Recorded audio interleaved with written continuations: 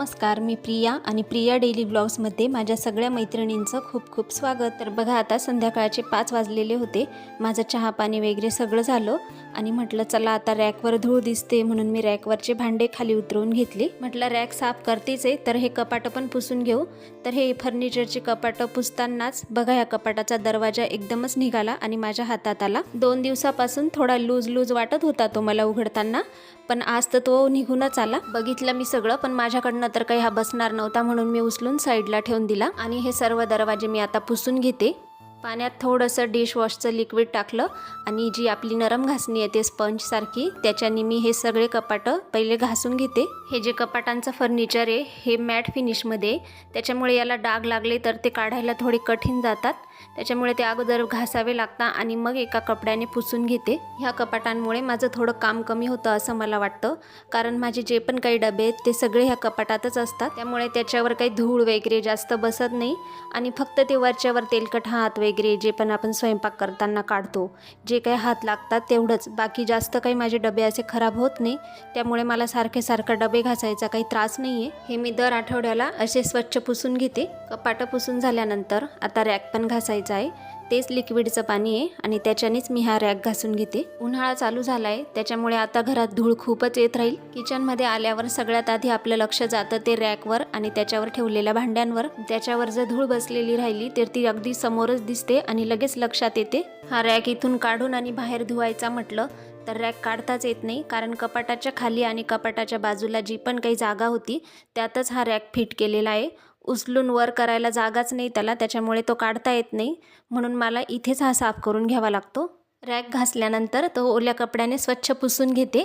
आता हे साफसफाईचं काम मी थोडं उशिराच चालू केलं होतं, म्हणजे संध्याकाळचे 5 वाजून गेले होते मला सुरुवात करायला। तर मी अशा वेळेस काय करते, टायमर लावून घेते। मला रॅकवर धूळ दिसली म्हणून मला हे आवरायचं तर होतंच, पण थोडा उशीर झालेला होता। म्हटलं हे आवरता संध्याकाळ होऊन जाईल, म्हणून मी काय केलं, अर्धा तासाचा टायमर लावून घेतला। बघा आता 5:30 वाजले, माझं सगळं आवरून झालं।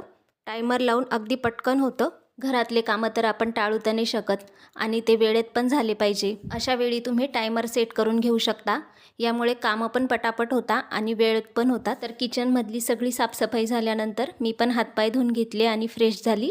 आता 6:30 वाजलेले होते। देवाजवळ दिवा अगरबत्ती लावून घेतली।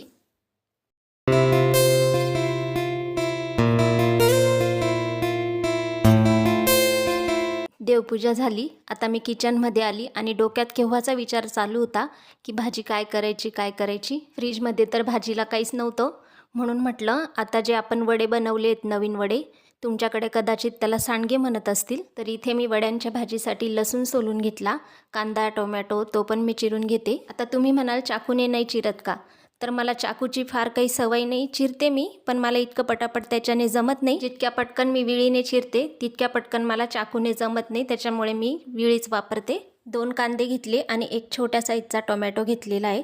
कांदा आपल्याला बारीक चिरून घ्यायचा आहे आणि टोमॅटोचे मोठे मोठे तुकडे करून घेते, कारण याची आपल्याला पेस्ट करून घ्यायची आहे। सकाळ संध्याकाळ भाजी करताना खूप विचार करावा लागतो, कारण ती भाजी सगळ्यांना आवडली पण पाहिजे आणि सगळे पोटभर जेवले पाहिजे, तरच आपल्याला चांगलं वाटतं। काही वेळा तर असं होतं ना, एखादी भाजी जर केली तर ती एकाला आवडती तर दुसऱ्याला आवडत नाही, मग अशा वेळी काय करायचं तेच समजत नाही। प्रत्येकाच्या आवडीची वेगळी भाजी करायला पण परवडत नाही, म्हणून मी मुलांना बोलत राहते, सांगत राहते की घरी तर भेटून जातं, पण बाहेर कुठे गेल्यावर कोणती पण भाजी आली समोर तर ती खाऊन घ्यावी लागती। म्हणून बोलून आता काही इतक्या जास्त आवडीनिवडी त्यांच्या राहिल्याने जे केलं ते खाऊन घेतात। तर इथे मी हे भाजीसाठी वडे काढून घेतले। इकडे गव्हाचं पीठ दळून आणलेलं होतं, ते गरम होतं म्हणून मी तसंच ठेवून दिलं होतं। आता थंड झाल्यावर ह्या डब्यात भरून घेते। माझ्याकडे आटा चक्की नाही आहे, तर चक्कीवरूनच मी एका वेळेस 10 किलो गहू दळून आणते। जास्त दिवसाचं दळलेलं पीठ पण खाऊ नये, ते आरोग्यासाठी चांगलं नसतं, म्हणून मी 7 किलो किंवा 10 किलो असं दळून आणत असते। आता भाजी करण्याआधी कणिक भिजवून घेते। डब्यातून मी पीठ काढून घेतलं आणि यात आता थोडं मीठ घालून ही कणिक भिजवून घेते।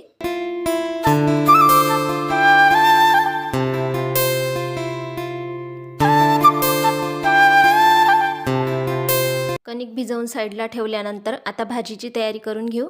एका मिक्सरच्या भांड्यात भाजलेलं सुकं खोबरं, लसूण, आलं, टोमॅटो आणि कोथिंबीर टाकली आणि याची आपल्याला थोडंसं पाणी घालून पेस्ट करून घ्यायची आहे। तर इथे आपलं भाजीसाठीचं वाटण तयार आहे। स्वयंपाक करताना ज्या पण वस्तूचं काम झालं ती हातोहात लगेच ठेवून द्यायची, म्हणजे पसारा कमी होत चालतो. आता मला वडे भाजून घ्यायचे. त्यासाठी मी कढईत थोडंसं तेल घेतलं आणि त्यात हे वडे टाकले. हे आता आपल्याला लाल रंगावर भाजून घ्यायचे. काही ठिकाणी वडे हाताने तोडले जातात, पण आमच्या इकडे जो आपला शेव बनवण्याचा झाऱ्या असतो ना, त्या झाऱ्याने झारून हे वडे बनवतात. हे वडे आपल्या शेवसारखे असल्यामुळे लवकर शिजतात आणि जे हाताने तोडलेले वडे असतात ते शिजायला थोडा वेळ लागतो. मी इथे आता भाजीला फोडणी देऊन घेते. कढईत तेल घेतलं. तेल तापल्यानंतर त्यात जिरं मोहरी घातलं आणि हा जो बारीक चिरलेला कांदा आहे तो टाकून परतून घ्यायचा आहे गुलाबी रंगावर. कांदा परतल्यानंतर आपण हे जे वाटण करून घेतलं ते यात घालायचं आणि याला तेल सुटेपर्यंत परतून घ्यायचं आहे. त्यानंतर यात 1 चमचा लाल तिखट, 1 चमचा काळा मसाला आणि हळद पावडर घालून परत एकदा थोडं परतून घ्यायचं. यात आता आवश्यकतेनुसार पाणी घालायचं आहे वडे शिजण्यासाठी आणि आपल्याला जितका रस्सा हवा आहे त्या प्रमाणात पाणी यात घालून घ्यायचं. ही भाजी कोरडी पण छान लागते, पण मी आज रश्श्याची बनवणार आहे. चवीनुसार मीठ घालून याला आता उकळी येऊ द्यायची आहे. पाण्याला उकळी आल्यानंतर हे भाजलेले वडे यात घातले आणि आता वडे शिजू द्यायचे. गॅसवर एकीकडे भाजी शिजते तोपर्यंत मी दुसरीकडे पोळ्या करून घेते.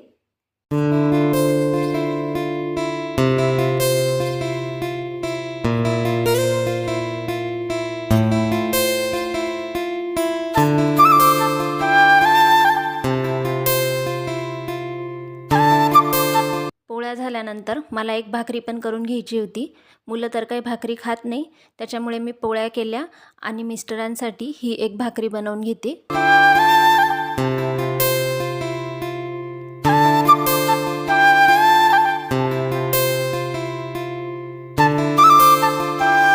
बघा इथे भाकरी आता छान फुगलेली आहे. मी अशी तव्यावरच भाकरी फुगवून घेते. छान गरम गरम आणि कडक पोपडा असलेली भाकरी मिस्टरांना खूप आवडते. बघा इथे छान खरपूस शेकली गेलेली आहे आणि कडक पोपडा आलेला आहे हिला. सगळ्यांचे जेवण पण झालेले होते. भांड्यांचं खरकटं पाणी काढून मी ते बेसिंगमध्ये जमा करून घेतले आणि एका कोरड्या कपड्याने गॅस, ओटा, शेगडी हे सगळं अगोदर कोरड्या कपड्याने साफ करून घेते. लगेचच किचनला पण झाडू मारून घेतला. आता हे भांडे घासून घेते. भांडे घासण्यासाठी मी लिक्विडचाच वापर करते. साबण वगैरे काही वापरत नाही, कारण लिक्विडने ना पटापट भांडे घासले जातात आणि साबण जर वापरला तर काही वेळा साबणाचे डागसुद्धा भांड्यांवर दिसतात.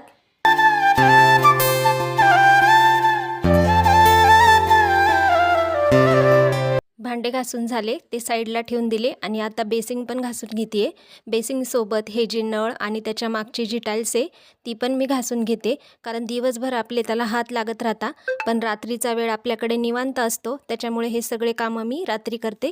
भांडे घासून झाल्यानंतर घासणी पण मी स्वच्छ धुवून घेते, कारण त्याच्यात पण अन्नाचे कण अटकलेले असतात आणि नंतर त्याचा वास येतो. मग त्याच्यामुळे स्वच्छ धुवून आणि पाणी निथळण्यासाठी ठेवून द्यायची. भांडे आणि बेसिंग साफ करून झाल्यानंतर आता गॅस ओटा आवरून घेते. तर गॅस ओटा मी ओल्या कपड्याने पुसून घेते. सकाळचा नाश्ता आणि स्वयंपाकानंतर ओटा मी स्वच्छ धुवून घेते, पण रात्री काही इतका तो खराब होत नाही, त्याच्यामुळे मी ओल्या कपड्याने तो स्वच्छ पुसून घेते. रात्री पण तो जर जास्तच खराब वाटला तर रात्री पण धुते, पण शक्यतो मी एकच टाईम ओटा आणि गॅस धुवत असते. आता हे जे छोटेसे काचेचे कंटेनर आहेत त्यात मी खडे मसाले भरून ठेवते आणि ते इथे खिडकीतच असतात. त्याचबरोबर हे चहा साखरेचे डबे पण इथे असतात.